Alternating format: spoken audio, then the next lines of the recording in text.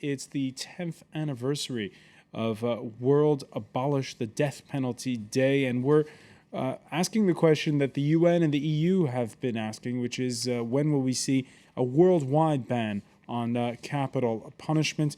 Capital punishment in 2011, 694 executions according to Amnesty International, with 18,000 people worldwide who are on death row. With us to talk about it, Céline Bardet, author of Zone Sensible. She was an investigator in the Balkans, mostly in Bosnia. Also with us, Éric Bernard, lawyer, spokesperson for Together Against the Death Penalty.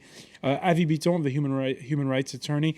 And also joining us from Washington, we're pleased to welcome back Richard Dieter of the Death Penalty Information Center. Before the break, we were talking about France, and back in 1981, the new French justice minister was Robert Badinter, who just a few years earlier, as defense attorney, had convinced a jury to spare the life of a client who was guilty of murder. On the grounds that the death penalty was barbaric. Badinter was at the foreign ministry for that reception on Tuesday. I am sure that the abolition of the death penalty is, if not for tomorrow, then for the day after. Éric Bernard, do you share his optimism? Yes. What makes you say that? Yes, it's amazing how it's growing and growing. France was the 35th country to abolish in 1991. Now there are 150 countries without death penalty in the world. Only a few stay. Of course, it's China, it's the US, it's Taiwan. You mentioned Iran as the case of a country where actually the number of executions is on the rise.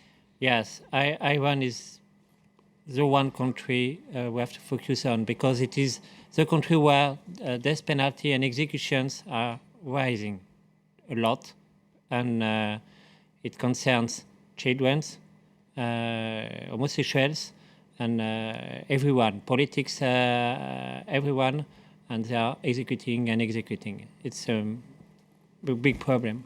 Richard Dieter, do you share the optimism of the former French justice minister? I do. I think the death penalty is something like apartheid, which I watched, go from accepted practice to slowly world consensus that it was wrong, and then it became isolated in a few places, particularly South Africa, and world pressure was brought to bear on South Africa to the point where it knew it had to change. In a small way, that's also happening. I mean, European countries and Canada, Mexico, countries that don't have the death penalty, they will not extradite people to the U.S. if they face the death penalty, and even if they committed crimes of terrorism. European countries are not exporting the drugs that are used in lethal injections, and apparently a lot of our drugs come from Europe, so that's getting to be a problem and has held up executions. So these are perhaps small steps, but I see a parallel. I see issues in human rights as part of a river, and this is one tributary. This is one stream, the death penalty, but it's growing and joining that a larger issue of human rights as it flows through human consciousness. And I think inevitably the death penalty will be seen as barbaric. The death penalty seen as barbaric, but there's also the question of long prison sentences. When you look at the numbers just here in France, numbers of murders appears to be steadily declining, and violent felonies holding steady. We can show you the latest numbers. In 2003 was just under 1,000 homicides in France, and now it's just under 700. However, at the same time, the prison population has increased. The incarceration rate, which you saw in that first graph, in fact, the problem is getting worse. There you see it. 66,000 as opposed to 55,000 in 2003. And Céline Bardet, the European Court of Justice has numerous times complained to France about long prison sentences. Are long prison sentences inhumane as well, or are they justified? Oh, well, if you ask me, no, I don't think it's justified, and it proved, many times that it's not really working. But that's probably, actually in France, that's probably the next subject that we will have to address, and that's only question of policy and political decision, and there are other ways, and we should.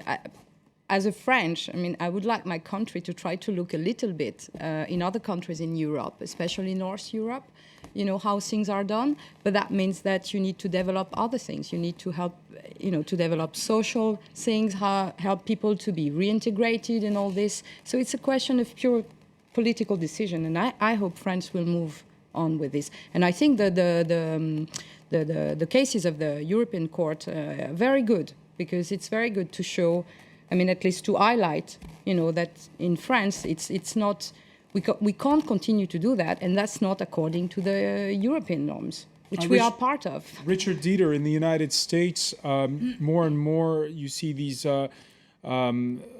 longer and longer prison sentences for repeated crimes, and sometimes it's even non-violent crimes. People are serving life sentences. Isn't that the same thing in a way as a death penalty? Well, I would differ. I think the taking of life is an extra step, but I agree that it's a serious problem. We actually are starting to turn the corner on that as well, although the evidence is not as strong as it is that the death penalty is declining. We, of course, have higher crime rates than in Europe, higher murder rates, but relative to where they were in the U.S., they have come down, as you indicated, in other countries. And at first, the prison numbers stayed up. But most recently, I think it's partly because of the economic crisis, states are realizing that these lifelong incarcerations for relatively nonviolent crimes, or even for some very limited violent crimes that aren't going to ever be repeated, just don't make sense. You keep somebody in prison at age 60, 70, they're no danger. So some states are reforming, and California is also has a proposition on its ballot in November about what they call the 3 strikes. You commit a third crime and you get in prison forever. It looks like that's going to be reformed. Other states are starting to relax a little bit on these life without parole sentences. So all of this is, dependent on crime staying low. But I think we see our numbers, prison numbers, have peaked and are starting to decline. Peaked and starting to decline. You mentioned it's not the case in Iraq, not the case either in Iran, rather, but in Iraq, in Iraq, it's the same problem where it's also spiking, which brings us to another point, which is right now, the countries where you've had regime change in the Arab world, they're rewriting constitutions. And this is at the heart of that discussion, whether or not the death penalty goes forth. In Libya, attorneys for the son of Muammar Gaddafi are using the death penalty as an argument to have him tried, not in Tripoli, but in The Hague at the International Criminal Court. Although the government tried to diplomatically dance around the issue of the death penalty, let's be very clear. If convicted, Mr. Gaddafi will be hanged. Céline Bardet, you're just back from Libya, and you were telling us in part one, most people in Libya are saying hanging's not good enough for him. Yeah. But I think this touch upon different things because, you have the Libyan people who are just getting out from all this Gaddafi regime, and you have this real, you can feel it there, this real, need for revenge. Okay, that's the people.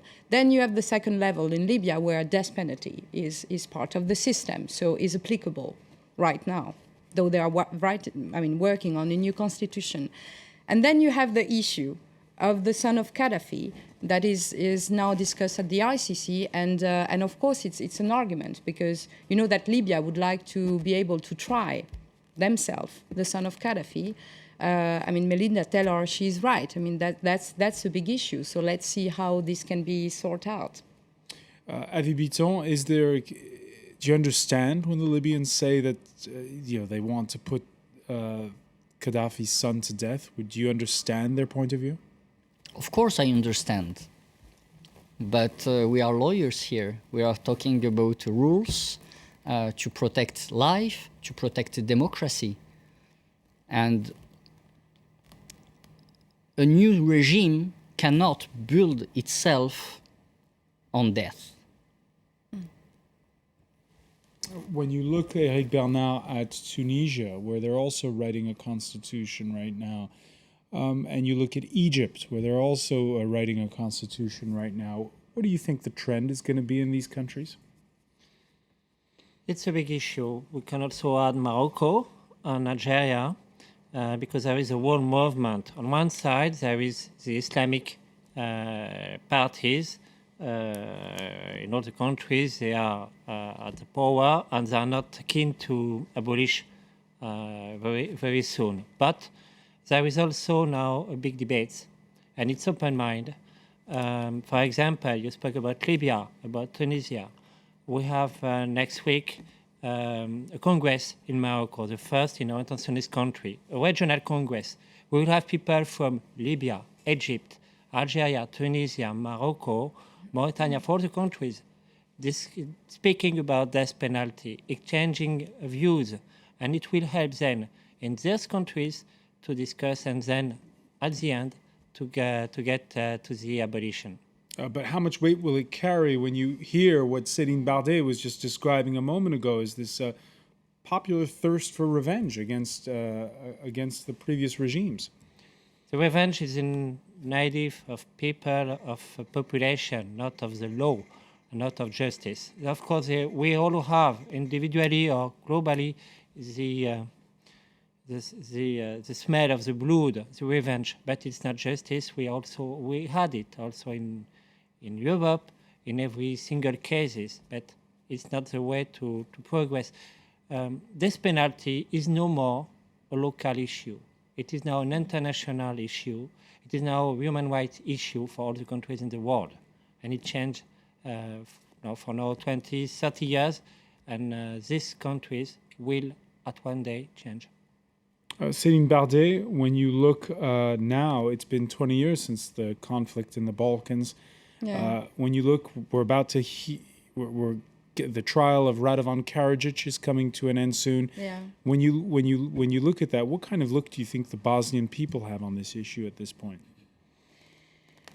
I mean, you mean also, well, when the death penalty was not an issue in Bosnia, and actually in the Balkan, it was very interesting because I never heard, I mean, I spent many years with the victims, prosecuting, etc. I never heard of or I've seen any revenge things, which is not the case in Libya right now. So whether it is a culture or I have no clue, but it was not the case. I think it's a great step toward progress if today we are trying Radovan Karadzic for, crime against humanity and genocide, and that the death penalty is not applied.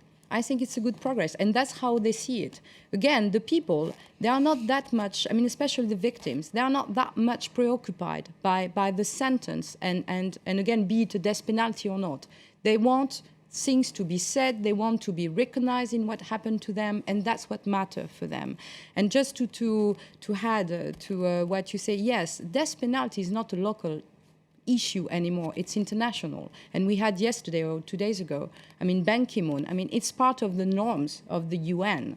So to come back also on the issue of universality, this is part of international norms. So this is how we should look at it, definitely. Richard Dieter, the United States does not recognize the International Criminal Court at this point. Do you think the fact that they don't, because there is no death penalty at the ICC, that's one of the contributing factors, maybe? No, I don't think so because, I think the U.S. is well aware that in many different forums, the death penalty is not even under consideration. I think it more stems from our, political divisiveness, where politicians are cautious to do anything that, goes against the America first sort of approach, So I think there's a little bit of concern that the U.S. is involved around the world, that our citizens or soldiers might be brought under the mantle of that. I don't think all of that is real, a real justified fear, but it's easy to to expound on that if you're on the political stump. So I think it's for reasons of that. It's not that everybody only wants courts that have the death penalty. The death penalty, we had, unfortunately, about 14,000 murders in the United States last year. We had 43 executions. There's no connection, really, even here, between crime and the death penalty. It's just an occasional rare thing. We don't really rely on it as a criminal justice matter. And it won't be, as you said in part one of our discussion, an issue during the candidates' debates in a few hours' time. That's right. Even the media are not bringing it up.